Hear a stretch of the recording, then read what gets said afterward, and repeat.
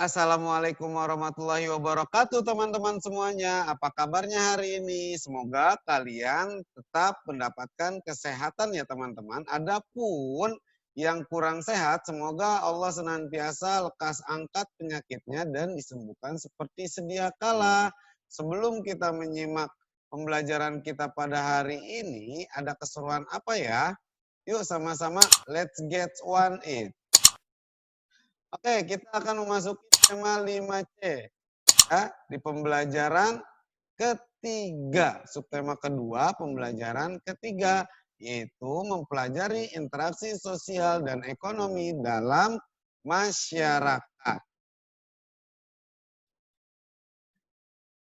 Oke, simak yuk sama-sama gambar yang ada di layar. Situasi di manakah pada gambar tersebut? Pasti teman-teman sudah tahu kan? Benar sekali, suasana pasar. Pada gambar yang ada di layar.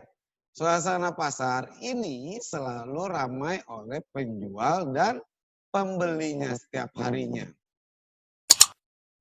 Apa sajakah yang dapat kamu temui di pasar tersebut? Jelas, pedagang yang berjualan, pembeli barang dagangan ya, atau pembeli, dan lain sebagainya.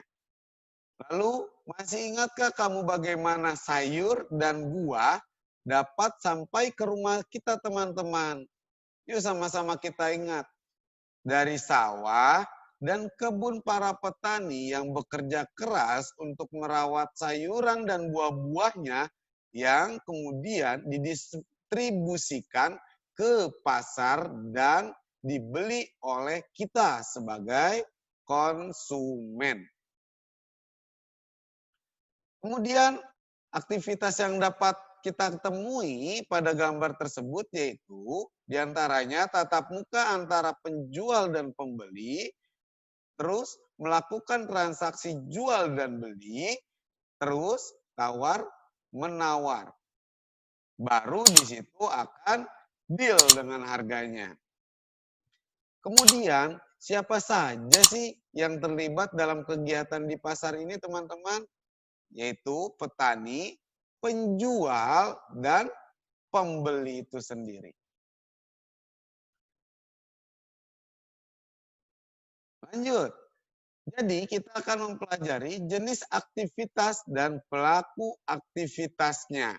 Ya, jenis aktivitas apa saja sih yang terjadi pada keadaan situasi di pasar tersebut? Aktivitas yang terjadi pada kegiatan di pasar diantaranya itu transaksi jual beli, pelakunya diantaranya pembeli dan pedagang, terus tawar menawar, pelaku aktivitasnya yaitu pembeli dan pedagang, dan tatap muka, pelakunya pun sama, pembeli dan pedagang teman-teman. Semua aktivitas yang menggabungkan aspek sosial dan ekonomi dimaksud untuk meningkatkan taraf hidup atau kesejahteraan sosial disebut sebagai pembangunan sosial. Kesejahteraan sosial tidak hanya berkenaan dengan terpenuhinya kebutuhan materi, tetapi juga terpenuhinya spiritual, kebutuhan spiritual. Dengan demikian memungkinkan semua warga negara untuk mengembangkan dirinya. Pembangunan sosial dimaksud untuk meningkatkan kesejahteraan sosial di mana kebutuhan setiap anggota masyarakat secara sosial, ekonomi, dan spiritual dapat terpenuhi dalam melakukan aktivitas kehidupan untuk meningkatkan kesejahteraan sosial. Tak jarang kita akan berhadapan dengan keanekaragaman yang tinggi. Contohnya yaitu yang kita lihat pada gambar tersebut, suasana di sebuah pasar teman-teman. Jadi semuanya itu ada semua aspek ya, diantaranya aspek sosial, ekonomi, dan spiritual. Jadi interaksi itu ya membangun kita sebagai masyarakat untuk menjadi sebuah masyarakat yang madani. Selanjutnya adalah perbedaan apa saja sih yang dapat kamu temukan di pasar? Jelas teman-teman, perbedaan yang pertama yaitu perbedaan produk atau barang yang dijual. Setiap pasar, setiap tempat aktivitas kegiatan ekonomi, khususnya yang kita pelajari itu, yang ada di pasar, itu pasti berbeda-beda. Contohnya antara pasar swalayan dengan pasar tradisional, itu pun pasti berbeda teman-teman. Kemudian apalagi aspeknya yang berbeda? Yang kedua adalah harga jualnya teman-teman.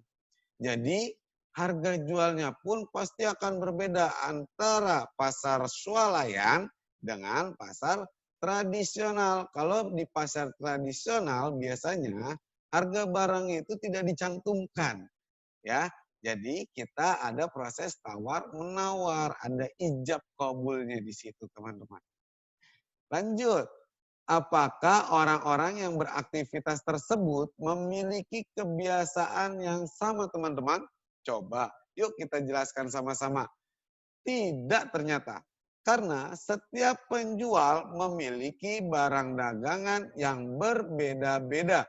Dan setiap pembelinya mempunyai kebutuhan yang berbeda pula terhadap barang dagangannya yang ingin dia beli.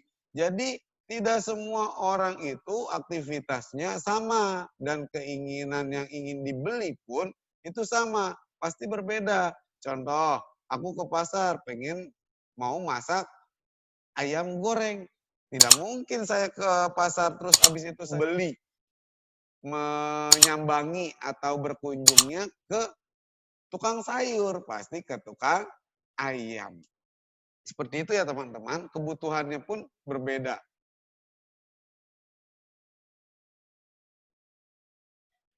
Selanjutnya, kebiasaan yang mengikat masyarakat berlangsung dalam jangka waktu yang cukup lama itu dikenal dengan sebuah adat istiadat. Apa sih yang dimaksud adat istiadat? Oke, adat istiadat itu merupakan kebiasaan sosial yang sejak lama ada dalam masyarakat dan bertujuan mengatur tata tertib masyarakat tersebut. Adat istiadat setiap kelompok masyarakat bisa saja sama atau berbeda satu dengan yang lainnya.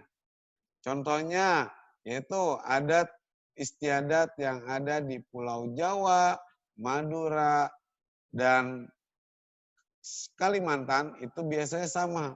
Kenapa? Ya mereka itu mementingkan sebuah persahabatan atau kekerabatan teman-teman. Selanjutnya, yuk sama-sama kita simak gambar berikut ini. Akan mempelajari tentang apa ya pada gambar berikut ini? Oke, untuk materi selanjutnya kita akan mempelajari tentang iklan, tepat sekali teman-teman. Saat mengamati contoh iklan di samping, apa sih pesan yang dapat kamu temukan dalam iklan di depan ini? Yang pertama pasti sesuai dengan kalimatnya, hidup rukun, cermin budaya bangsa Indonesia. Ya, itu adalah pesan yang dapat kamu temukan di dalam iklan tersebut. Terus kalau hidup rukun ini dalam iklan tersebut terbilang bahasa menggunakan bahasa resmi tidak ya? Ya. Bahasa yang digunakan pada iklan berikut ini adalah tergolong dalam iklan yang menggunakan bahasa resmi. Jika percakapan sehari-hari memiliki bahasa yang berbeda dengan iklan teman-teman, iklan media cetak ya, maka iklan media elektronik pun juga memiliki bahasa yang bisa jadi berbeda dengan iklan media cetak. Jadi tidak semua iklan itu memiliki bahasa yang serupa. Ada yang bahasa resmi dan tidak resmi. Yuk sama-sama kita simak contohnya. Oke teman-teman, iklan selanjutnya yaitu bisa kita lihat pada gambar. Ya, tepat sekali. Iklan ini adalah sebuah produk iklan mie instan yang sering kita jumpai dan sering kita lihat. Ya, yang kalimat iklannya yaitu berbeda-beda satu selera. Lalu bahasa yang digunakan bagaimana teman-teman? Ya, dalam iklan ini terbilang menggunakan bahasa yang resmi. Karena bahasa yang digunakan adalah bahasa yang baku atau sesuai dengan kaidah bahasa Indonesia yang baik dan benar. Selanjutnya, yuk sama-sama kita simak kalimat iklan elektronik berikut ini yang bertuliskan promo akhir tahun, meriah, murahnya parah. Ready stock, bla bla bla bla. Nggak usah nyebutin merek ya, karena aku nggak di endorse. Oke, iklan di samping itu merupakan iklan sebuah alat elektronik berupa handphone atau gadget. Kalimat iklannya yaitu yang tertulis besar nih, promo akhir tahun, meriah, murahnya, parah. Waduh, Masya Allah itu parahnya itu. Ya, lalu termasuk dalam kategori bahasa iklan yang baku atau resmi atau tidak ya teman-teman? Tepat sekali. Iklan berikut ini menggunakan contoh iklan berikut ini ya. Contoh kalimat pada iklan berikut ini merupakan iklan yang menggunakan bahasa tidak resmi karena bahasanya yang digunakan tidak baku atau tidak sesuai dengan kaidah bahasa Indonesia yang baik dan benar. Simpulannya adalah untuk iklan ini bahasa yang dipakai pada iklan media cetak memakai bahasa yang resmi. Sedangkan pada iklan media elektronik ini biasanya cenderung ke bahasa yang tidak resmi. Kenapa Pak kok bisa begitu? Karena biasanya untuk menarik orang, untuk menarik konsumen atau customer atau klien untuk melirik atau membeli produk yang mereka tawarkan. Seperti itu ya teman-teman untuk pembahasan kali ini. Oke, sampai sini dulu ya teman-teman pertemuan kita pada kesempatan hari ini. Semoga apa yang telah aku sampaikan itu dapat bermanfaat untuk kalian pada umumnya. Ya, kita tutup sama-sama pertemuan kita pada kesempatan hari ini dengan kalimat kafaratul majlis atau penutup kegiatan subhanakallahumma wa bihamdika astaghfiruka wa atubu ilaik. Sampai jumpa pada pertemuan berikutnya. See you next time. Dadah.